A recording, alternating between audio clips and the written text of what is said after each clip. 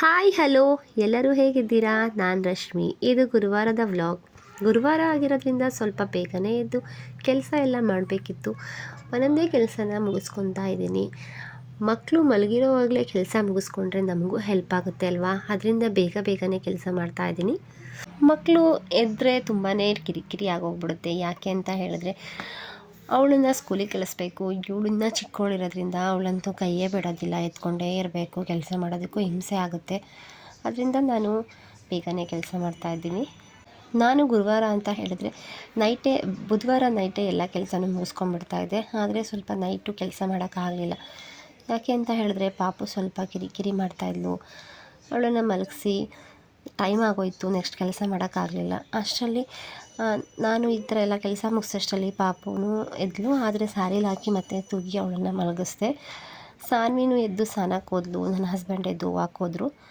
ಅಷ್ಟರಲ್ಲಿ ಎಲ್ಲ ಮುಗಿಸ್ಕೊಂಡು ನೆಕ್ಸ್ಟ್ ಅವರಿಗೆ ಟಿಫನ್ ಮಾಡೋಕ್ಕೆ ಹೆಲ್ಪ್ ಆಗುತ್ತೆ ಅಂತ ಹೇಳಿ ಬೇಗನೆ ಕ್ಲೀನ್ ಮಾಡಿಕೊಂಡೆ. ಎಲ್ಲ ಕ್ಲೀನ್ ಆದಮೇಲೆ ನಾನು ರೆಡಿಯಾಗಿ ದೇವ್ರ ಪೂಜೆ ಮಾಡೋಣ ಅಂತ ಹೇಳಿ ಬಂದೆ. ಅಷ್ಟರಲ್ಲಿ ನಾನು ಹಾಸ್ಟೆಲ್ಗೆಲ್ಲ ರಂಗೋಲಿ ಎಲ್ಲ ಬಿಟ್ಟಿದ್ದೆ. ಕುಂಕುಮ ಏನು ಹೂ ಇಟ್ಟಿರಲಿಲ್ಲ. ದೇವ್ರ ಪಾತ್ರೆ ಎಲ್ಲ ನೋಡಿ ರೆಡಿ ಆಗಿದೆ. ಆಲ್ರೆಡಿ ತೊಳೆದು ನನ್ನ ಸ್ನಾನದಿಂದ ಬಂದ ದೇವ್ರ ಪಾತ್ರೆ ಎಲ್ಲ ತೊಳೆದು ಹಾಸ್ಟೆಲ್ಗೆಲ್ಲ ಕುಂಕುಮ ಇಟ್ಟು ಪೂಜೆ ಮಾಡೋಣ ಅಂತ ಹೇಳಿ ರೆಡಿ ಮಾಡ್ಕೊತಾ ಇದ್ದೀನಿ. ನನಗೆ ರಾಯರಂದರೆ ತುಂಬಾ ಭಕ್ತಿ. ರಾಯರ ವಾರನ ನಾನು ಮಿಸ್ ಮಾಡಲ್ಲ. ಪ್ರತಿ ಗುರುವಾರ ನಾನು ರಾಯರ ಪೂಜೆನ ಮಾಡ್ತೀನಿ. ರಾಯರ ಪೂಜೆ ಮಾಡೋದ್ರಿಂದ ಮನೇಲಿ ಏನೋ ಒಂಥರ ಪಾಸಿಟಿವ್ ಎನರ್ಜಿ ಇರುತ್ತೆ. ಅದರಲ್ಲೂ ಬೆಳಗ್ಗೆನೇ ಮಾಡೋದ್ರಿಂದ ಹೊರಗಡೆ ಹೋಗೋರ್ಗು ಒಂಥರ ಏನೋ ಖುಷಿ ಇರುತ್ತೆ. ಹಾಗೆಯೇ ಪಾಸಿಟಿವ್ ಎನರ್ಜಿನೂ ಇರುತ್ತೆ ಅಲ್ವಾ? ಅದರಿಂದ ನಾನು ಗುರುವಾರ ಮಾರ್ನಿಂಗೇ ಪೂಜೆ ಮುಗಿಸ್ಬಿಡ್ತೀನಿ. ನೋಡಿ ಅಷ್ಟರಲ್ಲಿ ಪಾಪನೂ ಎದ್ದಿದ್ದಾಳೆ. ದೇವ್ರ ಮನೆಗೆ ಬಂದು ಅಲ್ಲಿ ಕಿತಾಪತಿ ಮಾಡೋದಕ್ಕೆ ಸ್ಟಾರ್ಟ್ ಮಾಡಿದ್ದಾಳೆ. ಅವಳು ನಾನು ದೇವ್ರ ಮನೆಗೆ ಹೋದರೆ ತಕ್ಷಣ ಬಂದುಬಿಡ್ತಾಳೆ. ಅವಳಿಗೂ ದೇವ್ರ ಮೇಲೆ ಸ್ವಲ್ಪ ಭಕ್ತಿನೇ ಜಾಸ್ತಿನೇ ಇದೆ. ಅದರಿಂದ ದೇವ್ರ ಮನೆಗೆ ಬಂದು ಕಿತಾಪತಿ ಮಾಡೋದಕ್ಕೆ ಸ್ಟಾರ್ಟ್ ಮಾಡಿಬಿಡ್ತಾಳೆ.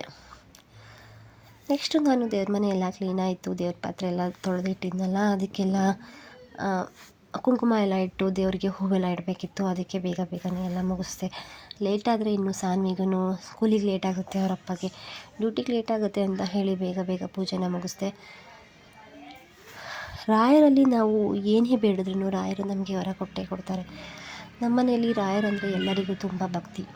ಹಾಗೆಯೇ ರಾಯರನ್ನ ನಾವು ಪ್ರತಿ ಗುರುವಾರ ಮಿಸ್ ಮಾಡದೆ ಪೂಜೆನ ಮಾಡ್ತೀವಿ. ಈ ಗುರುವಾರ ನಾನು ತುಪ್ಪದ ದೀಪ ಹಚ್ಚೋಣ ಅಂತ ಅಂದ್ಕೊಂಡಿದ್ದೆ. ತುಪ್ಪನ ನಾನು ಹೊರಗಡೆಯಿಂದ ತರ್ಸೋಕ್ಕೆ ಹೋಗಲ್ಲ. ಯಾಕೆ ಅಂತ ಹೇಳಿದ್ರೆ ಅದು ಯಾವ ರೀತಿ ಇರುತ್ತೆ ಅಂತ ನಮಗೆ ಗೊತ್ತಿರಲ್ಲ ಅಲ್ವಾ? ಅದರಿಂದ ನಾನು ತುಪ್ಪನ ಹೊರಗಡೆಯಿಂದ ತರಿಸಲ್ಲ. ನಾನೇ ತುಪ್ಪನ ರೆಡಿ ಮಾಡ್ಕೊತೀನಿ. ಅದು ಸ್ವಲ್ಪ ಮೀಸಲಿರಬೇಕಲ್ವ, ಅದರಿಂದ ತುಪ್ಪನ ನಾನೇ ರೆಡಿ ಮಾಡ್ಕೊಡ್ತೀನಿ. ಹಾಗೆಯೇ ತುಪ್ಪದ ಆರತಿನೂ ಮಾಡಬೇಕಿತ್ತು. ನಾನು ಅಂದ್ಕೊಂಡಿದ್ದೆ ತುಪ್ಪದ ಆರತಿ ಮತ್ತು ತುಪ್ಪ ದೀಪನ ಹಚ್ಚುತ್ತೀನಿ ಅಂತ ಹೇಳಿ ರಾಯರಿಗೆ ಅನುಷ್ಠಾನ ಮಾಡ್ಕೊಂಡಿದ್ದೆ. ಆದ್ದರಿಂದ ನಾನು ನೋಡಿ ತುಪ್ಪದ ದೀಪನೂ ರೆಡಿ ಮಾಡಿತ್ತು. ನೆಕ್ಸ್ಟು ತುಪ್ಪದ್ದು ಆರತಿ ಮಾಡೋಣ ಅಂತ ಹೇಳಿ ತುಪ್ಪದ ಆರತಿನ ಮಾಡಿದೆ. ಹಾಗೆಯೇ ನಾವು ಡೈಲಿ ಕರ್ಪೂರ ಜೊತೆ ತುಪ್ಪನ ಹಾಕಿ ಹಚ್ಚಿದ್ರೆ ಮನೇಲಿ ತುಂಬಾ ಪಾಸಿಟಿವ್ ಎನರ್ಜಿ ಇರುತ್ತೆ. ಮತ್ತು ಯಾವುದೇ ಇರುವೆ ಈ ಥರ ಯಾವುದು ಬರಲ್ಲ ಮನೇಲಿ. ಆ ಥರ ಮಾಡಿ ನೋಡಿ, ನಿಮಗೂ ಗೊತ್ತಾಗುತ್ತೆ. ನೋಡಿ ನಾನು ರೆಡಿ ಆಯಿತು. ಬೇಗ ಪೂಜೆ ಮುಗಿಸ್ಬಿಡೋಣ ಅಂತ ಹೇಳಿ ಪೂಜೆ ಮಾಡ್ತಾಯಿದ್ದೀನಿ. ನೋಡಿ ಇವತ್ತು ಎಷ್ಟು ಚೆನ್ನಾಗಿ ಕಾಣ್ತಾ ಇದೆ ದೇವ್ರ ಮನೆ. ನಿಜವಾಗ್ಲೂ ನನಗೆ ಈ ಥರ ಮಾಡಿದ್ರೆ ತುಂಬಾ ಖುಷಿ ಪ್ರತಿ ಗುರುವಾರ ಈ ರೀತಿ ಮಾಡ್ಕೊಂಡು ಬಂದರೆ ನಮ್ಮಲ್ಲಿರೋ ಕಷ್ಟಗಳು ದೂರ ಆಗುತ್ತೆ. ಹಾಗೆಯೇ ರಾಯರಲ್ಲಿ ಭಕ್ತಿ ಇರಬೇಕು. ಏನೋ ಮನಸ್ಸಲ್ಲಿ ಏನೋ ಇಟ್ಕೊಂಡು ನಾವು ಸುಮ್ಮನೆ ಏನೋ ದೇವ್ರ ಪೂಜೆ ಮಾಡಬೇಕಪ್ಪ ಅಂತ ಹೇಳಿ ದೇವ್ರನ್ನ ಪೂಜೆ ಮಾಡಿದ್ರೆ ನಮಗೆ ನಿಜವಾಗ್ಲೂ ರಾಯರು ಒಲಿಯಲ್ಲ. ನಮ್ಮದು ಮನಸ್ಸು ಅಷ್ಟೇ ಶುದ್ಧವಾಗಿರಬೇಕು. ದೇಹ ಶುದ್ಧವಾದರೆ ಸಾಕಾಗಲ್ಲ, ಮನಸ್ಸು ಸಹ ಶುದ್ಧವಾಗಿರಬೇಕಲ್ವ? ಹಾಗೆಯೇ ರಾಯರನ್ನ ಬೇಡ್ಕೊತಾ ಬನ್ನಿ. ಪ್ರತಿ ಗುರುವಾರ ನೀವು ಮಿಸ್ ಮಾಡದೆ ಈ ಥರ ಪೂಜೆನ ಮಾಡ್ಕೊಂಡು ಬನ್ನಿ. ರಾಯರು ನಿಮ್ಮ ಕಷ್ಟಗಳೆಲ್ಲ ದೂರ ಮಾಡ್ತಾರೆ. ನೆಕ್ಸ್ಟು ನಾನು ಪೂಜೆನ ಮುಗಿಸ್ದೆ. ನನ್ನ ಜೊತೆ ಪಾಪನೂ ಸಹ ಬಂದಳು. ಅವಳಿಗೂ ಪೂಜೆ ಅಂದರೆ ತುಂಬ ಇಷ್ಟ ಅಂತ ನಾನು ಪ್ರತಿ ವೀಡಿಯೋದಲ್ಲೂ ಹೇಳ್ತಾ ಇರ್ತೀನಿ. ಇಬ್ಬರು ಸೇರಿ ಬೇಗ ಪೂಜೆನ ಮುಗಿಸಿದ್ವಿ. ಹೀಗೇ ಪೂಜೆನೂ ಮುಗೀತು. ಪೂಜೆ ಮುಗಿದ್ಮೇಲೆ ತಿಂಡಿ ಮಾಡಬೇಕಲ್ವ? ಆಲ್ರೆಡಿ ಲೇಟಾಗಿ ಹೋಗಿತ್ತು. ಯಾಕೆ ಅಂತ ಹೇಳಿದ್ರೆ ಸಾನ್ವಿಗೆ 8 o'clock ಅಷ್ಟರಲ್ಲಿ ಹೋಗಬೇಕು. ಅವಳಿಗೆ ಆಟೋದಲ್ಲಿ ಹೋಗೋದ್ರಿಂದ ಆಟೋ ಬರೋದವಳಿಗೆ 7:45 ಆಟೋ ಬಂದುಬಿಡುತ್ತೆ. ಅಷ್ಟರಲ್ಲಿ ಅವಳನ್ನು ರೆಡಿ ಮಾಡಬೇಕು. ಅವಳಿಗೆ ತಿಂಡಿಗೆ ಲೇಟ್ ಆಗುತ್ತೆ ಅಂತ ಹೇಳಿ ನಾನು ಬಂದೆ. ತಿಂಡಿಗೆ ನಾನು ನೈಟೇ ಏನು ಮಾಡಬೇಕು ಅಂತ ಹೇಳಿ ಡಿಸೈಡ್ ಮಾಡಿಬಿಡ್ತೀನಿ. ಮಾರ್ನಿಂಗ್ ಎದ್ದು ಮಕ್ಕಳಿಗೆ ಕಿರಿಕಿರಿ ಆಗಬಾರ್ದಲ್ವಾ?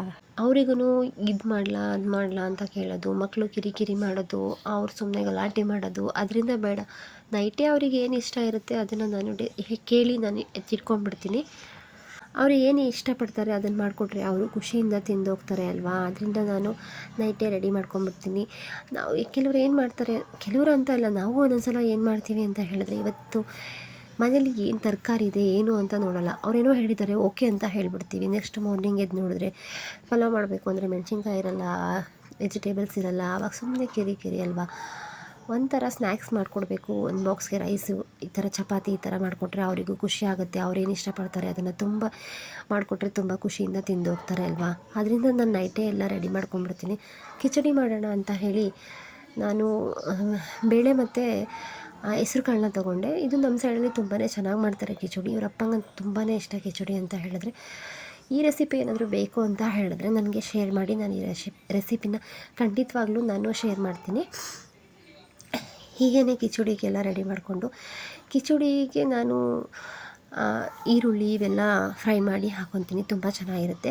ನೆಕ್ಸ್ಟ್ ಅವಳು ನನಗೆ ಚಪಾತಿ ಪನ್ನೀರ್ ರೋಲ್ ಮಾಡಬೇಕಮ್ಮ ಅಂತ ಹೇಳಿದ್ಲು. ಅದಕ್ಕೋಸ್ಕರ ಚಪಾತಿ ಪನ್ನೀರ್ ರೋಲ್ನ ಮಾಡಿಕೊಟ್ಟೆ ಅವಳಿಗೆ. ನಾನು ಇವತ್ತು ಹಾಕಿದ್ದನ್ನೇ ನಾನು 1 ವೀಕ್ ಹಾಕಲ್ಲ, ಯಾಕೆಂದರೆ ಅವಳಿಗೂ ಬೇಜಾರಾಗುತ್ತೆ ತಿಂದು ಅಂತ ಹೇಳಿ 1 ವೀಕ್ ಹಾಕಲ್ಲ. ಒಂದು ಬಾಕ್ಸಿಗೆ ರೈಸ್ ಆ ಥರ ಹಾಕಿದ್ರೆ 1 ಬಾಕ್ಸಿಗೆ ಈ ಥರ ರೆಡಿ ಮಾಡ್ತೀನಿ ನಾನು.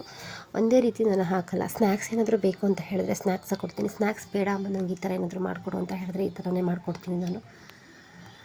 ಹೊರಗಡೆ ತಿನ್ಸೋದಕ್ಕಿಂತ ನಾವೇ ಮನೆಯಲ್ಲಿ ಅವ್ರು ಏನು ಕೇಳ್ತಾರೆ ಅದನ್ನು ಬೇರೆ ಬೇರೆ ಥರ ಮಾಡಿಕೊಟ್ರೆ ಅವರು ಟೇಸ್ಟು ಚೇಂಜ್ ಇರುತ್ತೆ, ತಿಂತಾರೆ, ತುಂಬಾ ಇಷ್ಟಪಟ್ಟು ತಿಂತಾರೆ. ಇವತ್ತಿನ ಬಾಕ್ಸಿಗೆ ನಾನು ಈ ರೀತಿಯೇ ರೆಡಿ ಮಾಡಿದೆ. ನೋಡಿ, ಕಿಚಡಿ ಅಂತೂ ತುಂಬ ಚೆನ್ನಾಗಿ ಬಂದಿದೆ, ಸೂಪರಾಗಿ. ಕಿಚಡಿ ಅಷ್ಟೇ ತುಂಬ ಚೆನ್ನಾಗಿತ್ತು ಇವತ್ತು ಕಿಚಡಿ. ಇದಕ್ಕೆ ಸಾಂಬಾರು ಮಾಡಿಕೊಂಡ್ರೆ ತುಂಬ ಚೆನ್ನಾಗಿರುತ್ತೆ. ಬಟ್ ನಾನು ಇವತ್ತು ಸಾಂಬಾರು ಮಾಡೋಕ್ಕೆ ಆಲ್ರೆಡಿ ಲೇಟ್ ಆಗಿತ್ತಲ್ಲ, ಅದರಿಂದ ಸಾಂಬಾರನ್ನ ನಾನು ಮಾಡೋಕ್ಕೋಗಲ್ಲ, ಚಟ್ನಿನ ಮಾಡಿದ್ದೆ. ಹಾಗೆಯೇ ನಾನು ಬ್ಲೌಸು ಒಂದು 4 ಸಾರಿ ತೊಗೊಂಡಿದ್ದೆ. ಅದರದ್ದು ಬ್ಲೌಸ್ನ ಸ್ಟಿಚ್ ಮಾಡೋಕೆ ಕೊಟ್ಟಿದ್ದೆ. ಅವರು ಈ ರೀತಿ ಹೊಲ್ದು ಕೊಟ್ಟಿದ್ದಾರೆ ನೋಡಿ, ತುಂಬಾ ಚೆನ್ನಾಗಿ ಬಂದಿತ್ತು. ನಾನು ಯಾವ ಥರ ಹೇಳಿದ್ದೆ ಆ ಥರನೇ ಡಿಸೈನ್ ಎಲ್ಲ ಹಾಕಿ ಹೊಲ್ದಿದ್ರು, ತುಂಬ ಚೆನ್ನಾಗಿ ಬಂದಿತ್ತು. ನಾನಿದು ಡೈಲಿ ವೇರು ಈ ಥರ ಪೂಜೆ ಏನಾದರೂ ಇದ್ದಾಗ ಹಾಕೊಳ್ಳೋಣ ಅಂತ ಹೇಳಿ ತೊಗೊಂಡಿದ್ದೆ. ನಾನು ಬ್ಲೌಸ್ಗೆಲ್ಲ ಈ ಥರ ಡಿಸೈನ್ನ ಹೊಲಿಸ್ತೀನಿ. ಯಾವಾಗಲೂ ನಾನು ಸ್ಲೀವ್ಲೆಸ್ ಹಾಕಲ್ಲ, ಮೆಗಾ ಸ್ಲೀವ್ಸು ಕಡಿಮೆನೇ. ಫುಲ್ ಸ್ಲೀವ್ಸ್ ಇದ್ದರೆ ನಂಗೆ ತುಂಬ ಇಷ್ಟ ಆಗುತ್ತೆ, ಅದಕ್ಕೆ ಈ ಥರ ಸ್ಲೀವ್ಸ್ನ ನಾನು ಹೊಲಿಸ್ತೀನಿ. ನೋಡಿ, ಇದಕ್ಕೆ ನಾನು ತುಂಬ ಸಿಂಪಲ್ಲಾಗಿದೆ ಸ್ಯಾರಿ, ಆದರೆ ಬ್ಲೌಸ್ ತುಂಬಾ ಚೆನ್ನಾಗಿತ್ತು, ಅದಕ್ಕೆ ಈ ಥರ ನಾನು ತೊಗೊಂಡೆ ಈ ಸ್ಯಾರಿನ. ಇದಕ್ಕೆ ಬೋಟ್ ನೆಕ್ ಮಾಡಿಸಿದ್ದೀನಿ. ನೆಕ್ಸ್ಟು ನಾನು ನೆಟ್ಟೆಡ್ ಇದೆ, ಹಿಂದೆ ಬ್ಯಾಕು ಉಕ್ಸ್ನ ಹಾಕ್ಸಿದ್ದೀನಿ.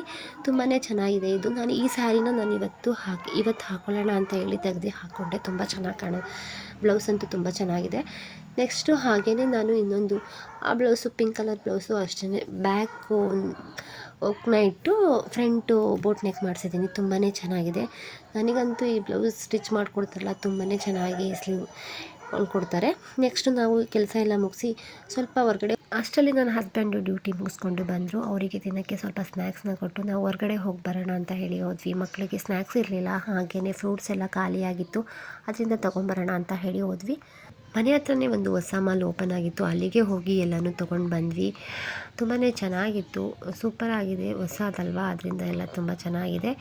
ಈ ಬ್ಲಾಗ್ ನಿಮ್ಗೆ ಇಷ್ಟ ಆಯಿತು ಅಂದರೆ ನನ್ನ ಚಾನಲ್ನ ಸಬ್ಸ್ಕ್ರೈಬ್ ಮಾಡಿ, ಹಾಗೆ ಶೇರ್ ಮಾಡಿ, ಆದಷ್ಟು ಸಪೋರ್ಟ್ ಮಾಡಿ. ಇವತ್ತು ಗುರುವಾರ, ರಾಯರೆಲ್ಲರಿಗೂ ಒಳ್ಳೇದು ಮಾಡಲಿ ಅಂತ ಹೇಳಿ ಈ ವಿಡಿಯೋನ ಇಲ್ಲಿಗೆ ಎಂಡ್ ಮಾಡ್ತಾಯಿದ್ದೀನಿ. Thank you for watching.